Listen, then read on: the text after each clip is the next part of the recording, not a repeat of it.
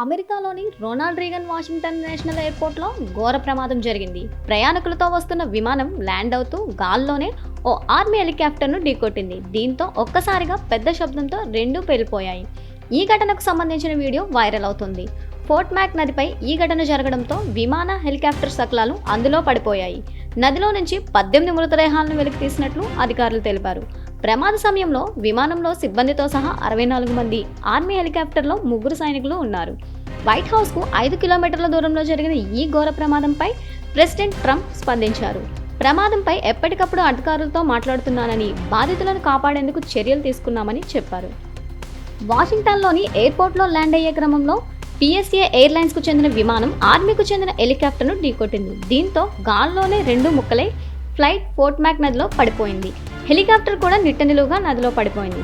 America కాలమాన ప్రకారం బుధవారం రాత్రి 9 గంటల ప్రాంతంలో ఈ ఘోరం జరిగింది.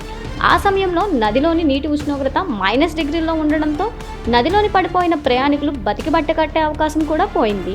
గాయాలకు తోడు గడ్డ కట్టించే చలి కారణంగా వెంటనే చనిపోయి ఉంటారని వైద్యులు చెబుతున్నారు.